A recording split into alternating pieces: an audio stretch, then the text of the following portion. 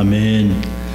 오늘 아침 저녁에 주는 은혜의 말씀은 마가복음 14장 3절부터 9절까지의 말씀입니다. 마가복음 14장 3절부터 9절 말씀을 봉독해 드립니다. 하나님의 말씀이 들릴 때 여러분의 심령과 귀가 은혜가 있기를 바랍니다. 하나님의 말씀입니다. 예수께서 베다니 문둥이 시몬의 집에서 식사하실 때에 한 여자가 매우 값진 향유 곧 순전한 나드 한 옥합을 가지고 와서 그 옥합을 깨뜨리고 예수의 머리에 부으니 어떤 사람들이 분내어 서로 말하되 무슨 의사로 이 향유를 호비하였는가? 이 향유를 300데나리온 이상에 팔아 가난한 자들에게 줄 수 있었겠도다 하며 그 여자를 책망하는지라. 예수께서 가라사대 가만두어라. 너희가 어찌하여 저를 괴롭게 하느냐? 저가 내게 좋은 일을 하였느니라. 가난한 자들은 항상 너희와 함께 있으니 아무 때라도 원하는 대로 도울 수 있거니와 나는 너희와 항상 함께 있지 아니하리라. 저가 힘을 다하여 내 몸에 향유를 부어 내 장사를 미리 준비하였느니라. 내가 진실로 너희에게 이르노니 온 천하에 어디서든지 복음이 전파되는 곳에는 이 여자 행한 일도 말하여 저를 기념하라 하시리라. 아멘. 하나님의 말씀이었습니다. Good morning. 네, 좋은 아침입니다. 한번 또 양손을 저 가슴에 얹고 우리가 두 번 외쳐보죠. 나는 하나님의 특별한 사랑을 받은 사람입니다. 두 번 합니다. 나는 하나님의 특별한 사랑을 받은 사람입니다. 나는 하나님의 특별한 사랑을 받은 사람입니다. 믿습니까 여러분? 예, 우리 한번 또 같이 외쳐볼까요? 하나님을 기쁘시게, 사람을 행복하게. 어떤 상황이라 할지라도 우리는 항상 포커스를 딱 맞춰놓고 사는 거죠. 이게 십자가의 삶입니다. 하나님을 늘 기쁘시게. 무엇을 해도 어떻게 하면 하나님께 영광이 되고 하나님을 기쁘게 할까? 또 어떻게 하면 내 주위에 있는 사람들을 행복하게 할 것인가? 우리가 이렇게 살아간다면 아마 주위에 있는 많은 적들은 사라질 것입니다. 오히려 우리를 좀 나쁘게 생각했던 사람도 생각을 바꾸게 될지도 몰라요. 오늘은 예수를 만난 사람들 12번째입니다. 향유를 부은 여인. 이제까지 우리가 보았던 삶의 많은 문제를 가지고 주님께 나왔던 사람들하고는 조금 다른 사람입니다. 저는 이 사람을 어떻게 표현을 할 수 있을까? 그래서 여러 가지 생각을 해봤는데요. 진정한 예배자, 또 진정한 감사, 또 사랑에 넘치는 헌신, 이런 제목으로 한번 이 여인의 삶을 한번 포장을 한번 해봤습니다. 한 남자가 50세에 결혼을 하게 됐습니다. 그래서 신혼여행 때 가게에 진열장에 진열된 진주 목걸이를 구경하면서 참 저거 이쁘지. 그래서 부인이 이렇게 얘기했습니다. 저렇게 예쁜 목걸이는 굉장히 비쌀 텐데 그래도 사는 사람이 있나 보죠. 이렇게 얘기를 했습니다. 불쑥 얘기를 하는 말에 남편이 참 마음이 부담이 왔어요. 좀 사주고 싶은데 상황을 그렇게 못하지 못하고. 그러다가 10년이 지났는데 그 여인이 아내가 불치병에 걸렸습니다. 의사는 남편에게 당신의 아내는 이제 6개월 이상 살지 못합니다. 그 말을 듣고 마음이 많이 상심이 됐어요. 그다음 마침 이제 결혼 10주년 기념이 돼서 이들 부부는 자기들의 결혼식 때 주를 해줬던 목사님을 초청해서 간단한 식사를 나누고 감사를 나누기로 했습니다. 10년이 지났으니까 50세가 60세가 됐겠죠? 그렇지만 가난한 농부, 늘 바깥에서 농사를 짓는 사람은 얼굴이 새카맣고 60인데 거의 한 70이 넘게 늙은 노인이 됐습니다. 조촐한 저녁 식사 끝나고 남편이 부인에게 당신 좀 눈을 좀 감아봐요. 눈을 감고 있었습니다. 그리고 숨겨두었던 진주 목걸이를 주머니에서 꺼내서 부인의 목에 걸어줬습니다. 목걸이를 본 아내는 몹시 놀랐죠. 분명히 이 사람이 살 돈이 없을 텐데 혹시 이 사람이 훔쳐온 것이 아닐까? 잠시 의심도 했습니다. 그래서 도대체 이게 어디서 왔냐고 얘기를 했어요. 남편은 이렇게 얘기를 합니다. 내가 우리 신혼여행 갔을 때 그 진주 목걸이를 보고 당신 얘기하는 걸 보고 내가 그걸 사주려고 어떻게 하면 저걸 사줄 수 있을까 생각을 해서 담배도 끊고 술도 끊고 아무리 더워도 사 먹고 싶은 콜라 한 잔 안 사 먹고 이제까지 돈을 모아서 당신에게 이 진주 목걸이를 사준다. 그 아내가 감동을 받으면서 이렇게 얘기했어요. 어떻게 그렇게 할 수 있었어요? 백발이 된 남편이 딱 한마디 합니다. Because I love you. 당신을 사랑하기 때문에. 먹고 싶은 것도 안 먹고 정말 안 마시고 10년을 지속할 수 있었던 그 인내와 절제는, 그 희생은 사랑했기 때문이라고 하는 단어로 요약이 됐습니다. 사실 많은 사랑이 있죠. 부모의 사랑, 자식의 사랑, 또 따뜻한 젊은이들의 아주 뜨거운 사랑, 이런 게 있습니다. 근데 사랑은 반드시 대가를 지불합니다. 근데 사랑은 대가라고 그러지 않습니다. 그 대가를 고맙다라고 표현을 합니다. 나와 함께 해줘서 고마워. 내게 이렇게 기쁨을 줘서 고마워. 우리가 자식을 키우면서 자식이 낳았을 때 얼마나 기뻤습니까? 그 핏덩어리를 보고도 좋아 죽죠, 부모들이. 근데 남의 자식은 이렇게, 여기 자식 원래 그 사람은 촌수를 가르잖아요. 근데 이 자식이 자라면서 속을 새기기 시작하면 내가 전생에 무슨 죄를 많이 져서 이런 놈을 자식으로 이런 얘기를 합니다. 그런데 우리가 잊어버린 것이에요. 사실은 우리가 자식을 키우면서 지금까지 모든 건 다 받았어요. 아이들을 통해서 사랑이 뭔지, 희생이 뭔지, 기쁨이 뭔지, 즐거움이 뭔지 이런 걸 잘 알았습니다. 이렇게 말하는 저도 지금 자식을 보면서 이런 표현이 답니다마는 그래도 낳았을 때 주신 하나님의 기쁨을 지금도 기억합니다. 여러분, 오늘 본문은 예수님의 머리에 아주 비싼 향유를 부은 여인의 이야기입니다. 예수님의 사랑에 감사해서 적극적으로 자기의 가장 비싼 것, 가장 소중한 것을 남김없이 준 정말 사랑의 이야기, 진정한 감사의 이야기입니다. 여러분, 이 본문 사건의 배경과 장소를 보면 공관복음에서는 이 여인의 이름을 밝히지 않습니다. 이게 네 복음서에 다 나와요. 요한복음 빼고 공관복음에 마태, 마가, 누가에 다 나옵니다. 사복음서에 다 나와요. 그런데 공관복음이라고 하는 동일한 것을 기록하고 있는 마태, 마가, 누가에서는 이 여인의 이름을 밝히지 않습니다. 그 이유는 뭘까요? 마태, 마가, 누가가 쓰인 것은 예수님이 부활 승천하시고 나서 한 20년에서 30년이 안 된 50년에서 60년 사이에 복음서가 쓰여졌습니다. 그러니까 당사자들이 아직은 살아있습니다. 살아있기 때문에 이들의 이름을 밝히면 유대인들에게 핍박을 받을 수 있기 때문에 이름을 밝히지 않아요.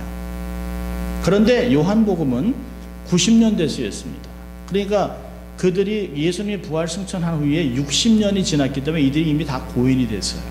그래서 이들의 이름을 밝히고 있습니다. 그래서 성경은 다른 것을 얘기하는 것이 아니에요. 이 사복음서들이 각각 다른 얘기를 하는 것이 아니라 시대와 그 공동체가 다르기 때문에 표현하는 방법이 조금 다를 뿐입니다. 그래서 이미 그 본문에 써 있는 사람들이 다 죽었기 때문에 그들의 이름을 상세히 드러내고 있습니다. 이름이 나오고 안 나오고가 그렇게 중요한 것이 아니에요. 내 이름 석자 남기려고 너무 노력하지 마세요. 짐승은 죽어서 가죽을 남기고 사람은 이름을 남긴다. 이름을 그렇게 남기려고 하지 마세요. 거라사 광인, 38년 된 병자, 야이로의 딸, 12년 동안 혈류병을 앓았던 여인, 수로백인의 여인, 이름 전혀 나오지 않습니다. 그러나 우리가 기억하잖아요. 모두 이름이 기록되지 않습니다. 하나님이 다 알고 있어요. 가끔 보면 어느 교회는 이제 주보에 헌금한 사람들 이름이 다 기록되어 있습니다. 한 페이지 그냥 가득 나와 있습니다. 가득. 그러니까 어떤 분은 그 주일 예배 가면 주보 그걸 먼저 본다. 내 이름 어딨나. 빠지면 그날 예배는 망치는 거예요. 설교고 뭐고 없어요. 내 이름이 빠졌다. 그런 거 중요하지 않아요. 주님이 다 아시는데요. 혹시 재직의 명단에 여러분 이름이 빠졌다? 분을 내면서 일을 갈 필요가 아무것도 없어요. 괜찮아요. 그럴 수 있어요. 기억하세요? 나의 삶 전체 안과 밖을 하나님이 알고 있다는 거지. 사람은 몰라도 괜찮아요. 여러분, 사람이 주는 상급이 크겠어요? 하나님이 주는 상급이 크겠어요? 하나님이 주는 상급이 크죠. 여러분, 본문을 보면 3절부터 9절인데요. 3절과 9절이 마치 샌드위치식으로 해서 1절과 2절, 10절과 10절, 11절의 그 가운데에 있습니다. 그러니까 가운데 있는 게 가장 중요한 거예요. 14장은 예수님의 이제 순환에 들어가는 시기인데요. 1절과 2절은 대제사장 그리고 또 서기관들이 사내들인 공회를 통해서 예수를 잡아 죽일 계획을 하고 있는 살벌한 시간이에요.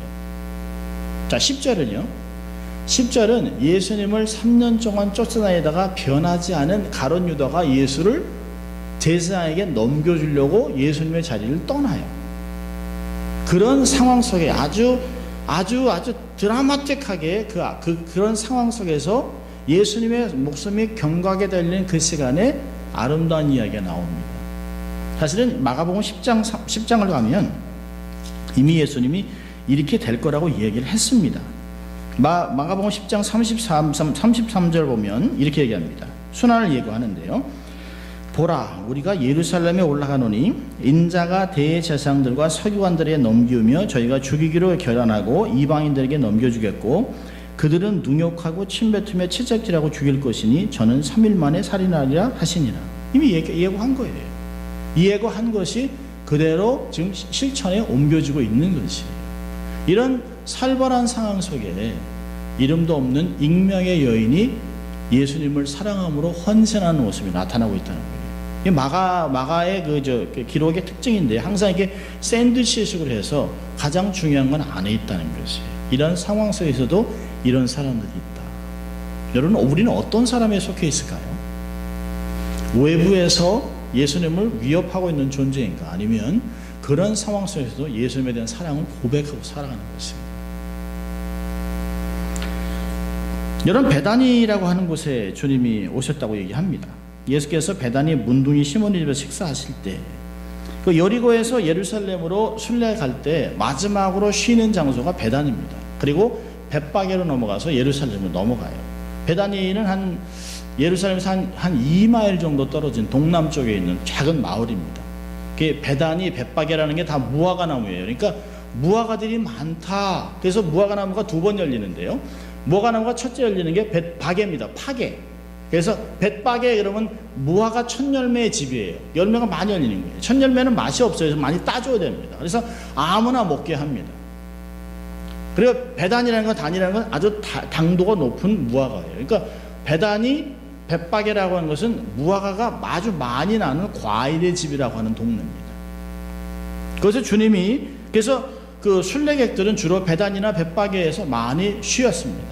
과일도 많고 사람도 여유가 있습니다. 가난하긴 하지만 아주 정이 많은 지역이에요. 이곳에 누가 있었을까요? 베다니에 마르다, 마리아, 그 다음에 그의 오빠인 나사로가 살던 마을입니다. 여기 보면 문둥이 시몬이라고 나오는데요.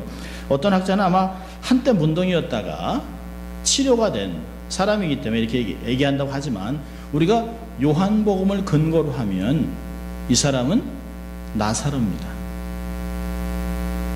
여러분, 그 문둥병은 대개 성경에 나오는 모든 문둥병은 피부병으로 시작합니다.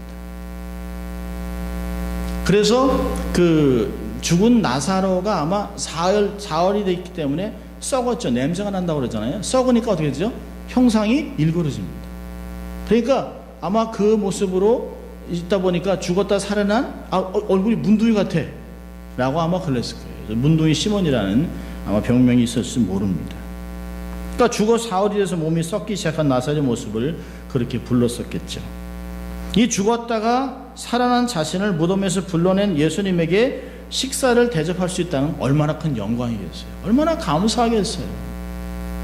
누가 나를 문둥이라 불러도 아무 상관이 없죠. 내가 살았는데, 죽었다 살았는데 나를 문둥이라 하든 누가 나를 병신이라 하든 누가 나를 장애인이라 하든 누가 무슨 상관이 있겠어요? 내가 살았는데. 자기를 살려준 예수님을 위해서 식사를 대접하고 있어요. 이럴 때 식사라고 하는 예수의 머리에 순전한 향유, 귀한 향유를 붓습니다. 향유 냄새는 온 집안에 진동을 하죠. 순전한 나드는 팔레스타인에서 나지 않습니다. 인도 식물의 뿌리에서 채취한 고급 향유로 수입품이에요. 굉장히 비쌉니다. 한 옥합이라니까 한 16온스, 한 파인트 정도 되는 건데요. 여러분, 향수 어떻게 쓰세요? 부습니까? 아니죠. 이렇게 찍어서 이렇게. 저는 향수를 한 병 사면 한 10년에서 한 15년 씁니다. 저희 딸들이 아빠 좀 새 거 좀 사. 근데 아니 찍어서 쓰면 일주일에 한두 번 쓰니까 10년도 쓴다고 냄새 난다고. 어떤 사람은 주로 뿌리는 거죠. 칙 해가지고. 근데 여기 있는 그 향유 옥합은 거의 오일먼트 같은 것이에요. 좀 진합니다. 근데 이 옥합에 들어있는 이 향유가 얼마나 비쌌냐면 300데나리온입니다. 300데나리온인데 그 당시에 그 노동자가 하루 일하는 돈이 1데나리온입니다. 그러면 보통 계산에 요즘 뭐 시간당 10불, 10여 계산을 하면 한 옥합 향유 나드가 얼마일까요? 3만 불입니다. 3만 불짜리를 이렇게 머리에 부었어요. 이게 여러 가지 이제 주석이나 다른 것들을 보면 이건 아마 주로 집에 가보같이 그 어머니가 자기 딸에게 넘겨주는 그런 아주 귀하니까 쓰고 있다. 필요하면 네가 쓰거라. 아니면 손님이 올 때 사용하든지 해서 아주 귀하게 찍어서 쓰는 것이에요. 그거를 웃동아리를 딱 깨서 쭉 부었다는 것이에요. 엄청나지요. 여러분, 자기들을 정말 죽었다 살아난 나사로, 자기 형제들을 정말 사람 대접해주고 살려주고 정말 사랑해주고 했던 예수님에게 이 3만 불의 돈이 아까운 게 아니에요. 마리아는 너무 감사한 거예요. 내가 주께 뭘 드릴까? 좀 쓰다 남았네. 그냥 이거 드리지. 이게 아니죠. 있는 것에 드린 게 아니라 있는 것에서 가장 좋은 것을 예수님께 드렸다는 것이에요. 우리는 주님께 뭘 드리고 삽니까? 남은 거? 우리는 좀 드림의 삶을 조금 생각해 볼 필요가 있어요. 돌아볼 필요가 있습니다. 내가 주님의 은혜를 경험했을 때 너무너무 감사해서 돈으로도 안 돼서 모든 걸 다 포기하고 삶을 들여 목사가 되는 것이, 선교사가 되는 것이. 그런데 어느 한순간부터 드리는 게 조금씩 아까워지기 시작합니다. 이렇게 안 해도 되는데 뭐 그렇게까지. 근데 주위에 그렇게 동의하는 사람이 점점 늘어나면 힘들어져요. 우리가 가끔 그러잖아요. 초심을 잊지 말자. 첫사랑 회복하자는 게 뭘까요? 그 당시에 그 따뜻한 사랑을 회복하자는 거예요. 열정을 가지고 주를 사랑하는 마음이 정말 필요한 것입니다. 가장 귀한 것을 내놓아도 전혀 아깝지 않은 사랑 행위를 마리아가 하고 있는 것이에요. 여러분, 아깝다면 하겠어요? 좀 반만 드릴까? 아니면 한 숟갈만? 한 물 타서? 아니죠. 아까운 게 아니에요. 여러분, 우리가 좀 여기서 좀 생각해 볼 게 뭐냐면, 이스라엘에는 머리에 기름을 붓는 몇 가지 관습이 있습니다. 첫째로는 집을 방문한 손님의 머리에 기름을 부어요. 그래서 존귀함을 드러내 줍니다. 그래서 그 집에서 대접받는 거, 이 나를 귀하게 여기는구나 라고 생각합니다. 자, 두 번째는요, 왕이 즉위할 때 머리에 기름 붓습니다. 왕, 선지자, 제사장에게 기름 부어 그 직분을 줍니다. 또 거룩하게 하는 고대 예식의 측면에서 기름을 부어요. 또 마지막으로는 장례식 때에 시신에 기름을 붓습니다. 자, 이걸 생각하면서 오늘에 있는 내용이 무엇인가를 좀 생각해 볼 필요가 있어요. 자, 이렇게 마리아가 이 마가복음에서 익명의 여인이 예수님께 이 3만 불짜리의 팔품을 300달러의 그 기름을 머리에 부었습니다. 냄새가 확 나잖아요. 우와 해야 되는데요. 가룟 유다와 제자들은 한마디 거둡니다. 오, 잘했다 그러지 않습니다. 아니, 이게 얼마짜린데 이걸 허비해. 자기 것들도 아니잖아요. 근데 이 가룟 유다가 얼마나 쪼잔하냐면 여자 향수 가격까지 알아요. 향수 가격 3만 불짜리 300데나리온인데 이거 해가지고 팔아서 가난한 사람들 도와줘야지, 이걸 왜 허비하느냐, 낭비하느냐, 쓸데없는 행동이라고 계속 얘기를 해요. 이게 사실 아깝다 하는 감정이 아니에요. 분을 내고 있습니다. 아니, 왜 이런 걸 낭비해가지고. 여러분, 누구 앞에서요? 예수님 앞에서. 당사자는 가만히 있는데 앞에서 막 나서고 있습니다. 아마 격렬한 분노를 표현하는 것이죠. 여러분 그렇게 이유를 그 화를 내는 이유가 있어요. 사실 요한복음에서는 이렇게 얘기합니다. 가룟 유다는 도적이라 돈꾀에서 돈을 훔쳐감이라고 얘기합니다. 돈을 훔쳐가니까 아마 회계를 담당하고 있는 아마 가룟 유다가 먼저 했겠죠. 저게 얼마짜린데? 그러니까 옆에 있는 사람들이 그러게 말이야. 이걸로 가난한 사람들 도와야지. 합리적인 생각이죠. 6월절이나 이제 절기 때는 그 당시에는 가난한 사람들에게 자비를 많이 베풀었어요. 구제를 많이 했어요. 이게 우리 마태복음에서 봤습니다만 유대인들이 경건한 삶을 얘기할 때 세 가지 얘기하잖아요. 구제, 기도, 그다음에 금식. 그러니까 구제는 아주 중요한 것이에요. 아니 구제를 해야 되지 않느냐? 아주 중요한 것이죠. 율법이 가르치고 있는 것이에요. 그래서 저 아주 가난한 자를 돕는 것이 합리적이고 아주 이성적이고 정말 율법이 얘기하는 것인데 왜 그것을 허비했는가라고 당사자를 나무래고 있습니다. 꾸짖고 있습니다. 그렇지만 제자들의 생각이 합리적이고 정당한 것이라고 해도 이것은 올바른 것은 아닙니다. 지금 예수님 생애의 현재 시점은 딱 한 번만 있는 것이에요. 딱 한 번. 주님이 계속 자기가 죽을 것이라는 얘기를 예고를 하잖아요. 영원히 있지 않습니다. 아마 제자들은 자기 합리적인 사고나 가난한 자들에 대한 마음을 드러나고 싶었는지도 몰라요. 주님 잘하고 있죠? 주님도 그렇지 않습니까? 아깝지 않아요? 이렇게 나왔는지도 몰라요. 근데 여인 입장에서는요, 예수님 면전에서 막 자기를 막 꾸짖고 막 그러니까 몸둘 바를 모르는 거예요.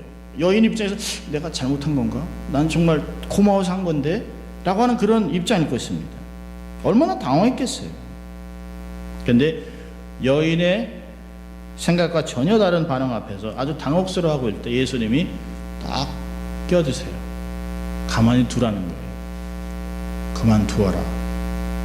내게 좋은 일을 행했다. 라고 얘기하고 있습니다. 왜 여인을 괴롭게 하냐? 괴롭게 한다냐? 때린다는 거예요. 왜 여인을 그렇게 괴롭게 해서 힘들게 하냐? 나한테 좋은 일을 한 건데. 예수님은 제자들의 책망으로 곤욕을 치르고 있는 여인을 위해서 급히 변호를 시작해요. 그들의 행위가 옳지 않다는 걸 얘기하고 있습니다. 이 여인의 행위는 하나님의 거룩한 사역에 동참한 행동이라는 얘기를 합니다. 자신이 기쁘시게 받으시고 영원한 기억할 만한 아름다운 행동이라 말하고 있어요. 사실은 7절과 8절을 보면 이런 얘기를 합니다. 좋은 일을 했다는 얘기를 7절과 8절에 이렇게 얘기를 해요. 가난한 자들은 항상 너희와 함께 있으니 아무 때라도 원하는 대로 도울 수 있거니와 나는 너희와 항상 함께 있지 않는다. 저가 힘을 다하여 내 몸에 향유를 부어 내 장사를 미리 준비하였느니. 이게 무슨 얘기일까요? 때를 좀 분별하고 살아라. 3년 동안 나를 따라다녔음에도 불구하고 지금이 어느 때인 줄 모르고 사느냐 라고 얘기하는 것이에요. 때를 분별하라는 것이에요. 죽음을 예고하는 말을 아주 전보다 강렬하게 얘기합니다. 나는 너희와 항상 함께 있지 않는다. 난 죽으러 간다 라고 하는 것이에요. 이럴 때 자신의 죽음을 준비하는 이 여인의 삶이 얼마나 귀하냐는 거예요. 너희들은 알지 못하는 이런 것들. 이 여인의 행위가 자신의 죽음을 미리 준비한 것이라 말하고 있습니다. 사실 사랑과 헌신의 차원을 넘어 하나님의 위대한 구속사역에 참여한 바 됐다고 얘기하는 것이에요. 이 여인이 알았을까요? 몰랐어요. 여인은 전혀 모르고 한 것이에요. 그저 감사한 것이에요. 근데 이 하나님에게, 주님께는 이렇게 받아들일 것이에요. 주님이 우리의 작은 헌신을 아름답게 해석해 주십니다. 여러분, 받는 사람의 마음이 중요하잖아요. 내가 정말 좋은 거 드리는데 그쪽에서 저거 아까워서 어쩔 수 주는 거지 저거. 그렇다면 하나도 기쁘지 않아요. 근데 정말 이 작은 개떡 하나, 6.25 피난 시절에 어르신들 막 개떡 하나 이거 정말 뭐 먼지가 묻었어도 털어가지고 주면 그게 얼마나 감사해요. 작은 거지만 아무것도 아니지만 받는 사람의 해석이 중요한 것입니다. 우리는 어떻게 사람들의 삶의 헌신을 해석하고 살아가느냐 중요한 것이죠. 주님이 이 여인의 삶을 성경적으로 해석하고 있어요. 주님의 때에, 아니 어떤 면에서는 이렇게 해석할 수도 있어요. 주님이 그 여인에게 이런 감동을 주셔서 이런 사역 속에 동참하게 했다는 것이에요. 여러분, 예수님은 죽음 후에 장례를 치른 것이 아니라 죽음 이전에 이미 기름 부음을 받아서 장례가 치러진 것이에요. 우리 생각해 볼 게 뭐냐면, 지금 여인이 뭘 했을까요? 여인이 한 것은 예수님께 기름을 부은 것이에요. 이게 중요한 것입니다. 예수 그리스도께서, 예수님이 정말 그리스도라면, 기름 부음 받은 자, 하나님께 보냄을 받은 자, 메시아라고 한다면 누군가가 그에게 기름을 부어줘야 합니다. 아무도, 대제사장도, 서기관도, 장로도, 어느 종교인도 예수님에게 기름 부어준 적이 없어요. 아무도 예수님에게 기름 붓지 않았습니다. 예수님께서 세례를 받고 올라오실 때 성령이 비둘기같이 그에게 임하시고 하늘에 소리가 나 있으므로 하나님의 위임은 분명히 이루어졌어요. 하나님이 그가 이 땅에서 역사를 할 것이라는 구원자라는 것은 이미 기름 부음을 통해, 성령의 기름 부음을 통해서 이미 대관식을 치러 주셨어요. 그런데 이 땅에서는 왕의 행차를 받은 어떤 사람들도 예수님에게 기름 부어주지 않았습니다. 사람은 누구도 예수의 기름 붓지 않았어요. 그런데 예수는 여기서 기름 부음 받습니다. 제사장도 아니고 왕도 아닌 어느 이름도 없는 여인에게 기름 부음을 받아요. 예수님께서는 이 여인이 자신을 위해 기름 붓도록 허락했습니다. 그리고 그 여인의 행위를 기름 부음으로 해석하고 있어요. 그 기름 부음은 정치적인 메시아의 기름 부음이 아닙니다. 이 기름 부음은 예수님의 장례를 위한 기름 부음. 예수님 여기서 얘기하는 것이에요. 고난받고 만인의 죄를 위해 죽는 그리스도로 기름 부음을 받은 것입니다. 예수님의 사역이 정확하게 어떤 것인가를 알고 복음의 핵심을 위해 기름 부은 이 여인의 삶을 복음이 전파되는 어느 곳에도 다 증거하라는 것이에요. 아무도 기름 붓지 않은 그 예수님에게 그런 메시아로 기름 붓습니다. 그가 메시아로 알고 기름 부은 건 아니에요. 근데 그 삶이 예수님을 그렇게 만들어 놓은 것입니다. 9절에 얘기하잖아요. 내가 진실로 너에게 이르노니 온 천하에 어디서든지 복음이 전파되는 것은 이 여자의 행한 일로 말하여 저를 기념하라 하십니다. 얼마나 중요해요. 자신의 죽음을 넘어 온 세계에 복음이 전파될 것을 예언하고 있습니다. 그러면서 여인의 행위를, 복음의 핵심을 얘기한, 자기에게 기름을 부어 메시아로 인정한, 자기의 장사를 준비한 이 여인의 삶을 온 세상에 전파하라고 해요. 지금도 우린 기억하고 있어요. 우리가 주님이 다시 오시는 그 시간까지, 재림 때까지 이 여인의 삶은 기억될 것입니다. 여러분, 복음서 어디에서도 이 여인의 행위처럼 세계에 전파되고 기념될 것이라는 축복을 받은 예가 없어요. 얼마나 놀랍습니까?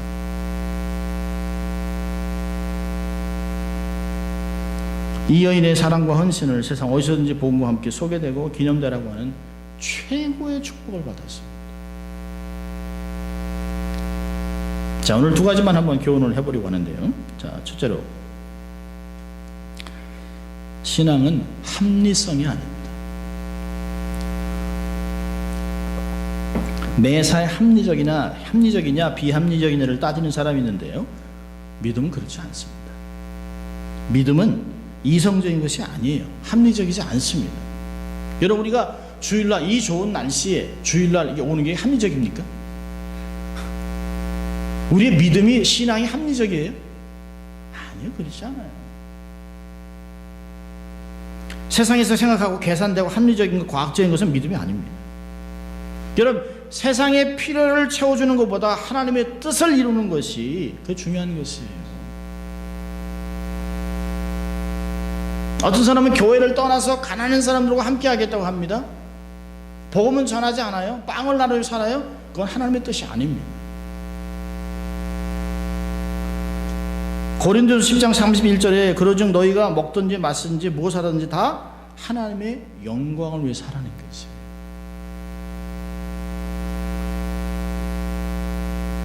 신앙의 합리성이 아니라는 걸 안다면, 자, 첫째로 세상 기준을 적용하지 마세요. 타인의 헌신에 세상 기준을 대지 마세요. 헌신을 비교하거나 가치를 따지지 마세요. 누가 더 헌신하고 누구는 적당히 하고 그건 주님이 판단하실 거예요.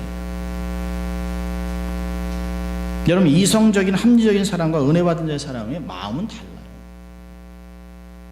자, 두 번째로는요, 타인의 헌신을 금하지 마세요.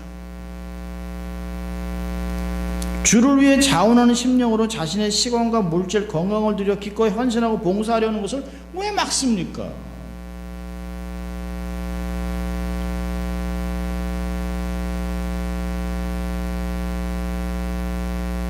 정말 중직자가 아닌 일반 평신도들이 교회를 보고 이건 정말 우리가 해야 되겠다 해서 정말 십시일반으로 모아서 교회 바닥에 카펫을 가려고 돈을 다 모아놨어요.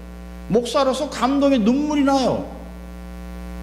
그런데 중직자들이 못하게 합니다. 당회에서 회의를 하자는 거예요. 제가 하루 종일 울었어요.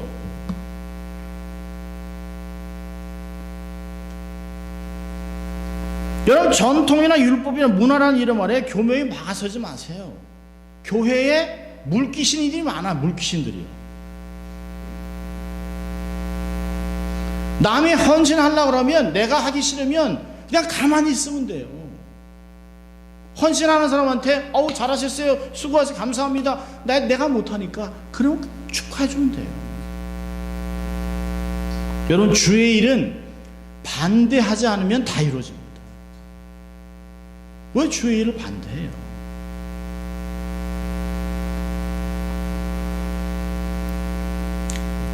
그리고 또 보상 심리를 버리세요. 무엇을 바라거나 내가 드러내라고 하지 마세요. 오른손이 하는 것을 왼손이 모르게 하세요. 근데 주님께 드리면서 무슨 보상을 바랍니까? 이만큼 받아놓고 이만큼 살았으면 감사하죠. 이 모든 것은 하나님의 은혜라. 이 바울의 고백이 우리의 고백 아니겠습니까? 신앙은 합리성이 아니에요. 자, 두 번째 적용할 것은 사랑과 헌신은 정비례합니다. 여러분의 헌신의 척도는 사랑의 척도예요. 주를 사랑하는 만큼.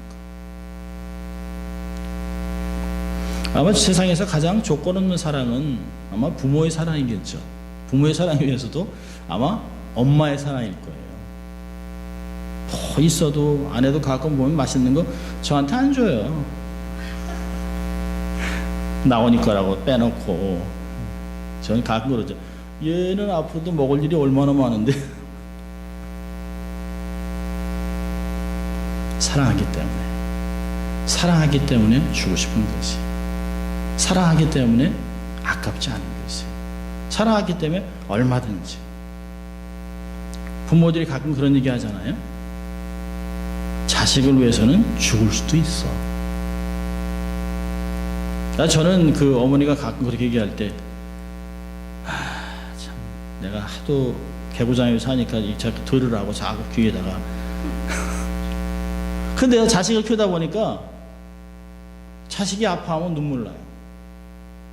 비록 자식이 잘못해서 혼을 나도 어떤 마음이 드냐면 꼭 그렇게 나무랄 필요가 있나,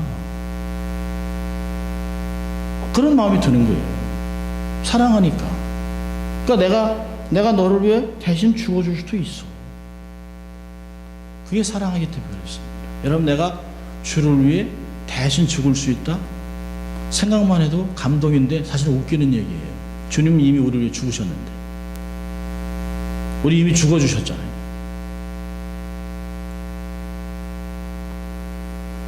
하나님께 받은 은혜에 얼만큼 감사하고 사는가. 왜 우리가 감사가 이렇게 좀 자꾸 부족할까요? 생각 안 하고 살기 때문에 그래요. 우리 가끔 그러잖아요. 뭐 있어야 뭐 감사하지, 있어야.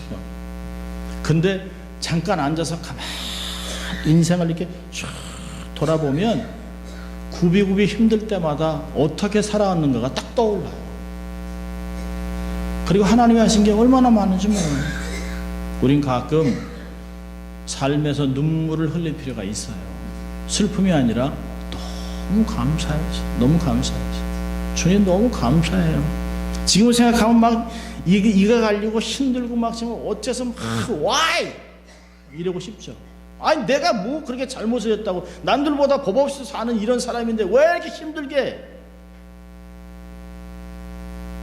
근데 가만히 앉아 생각해 보면 사실 그럴 게 아니에요.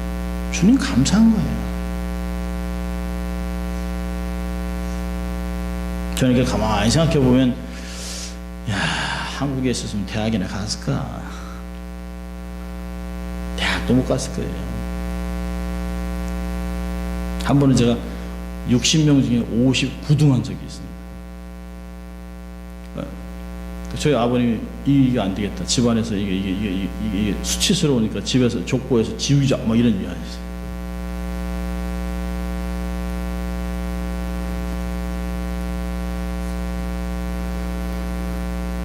여러분, 내가 가진 것으로 하나님께 감사하는 것이 아니에요.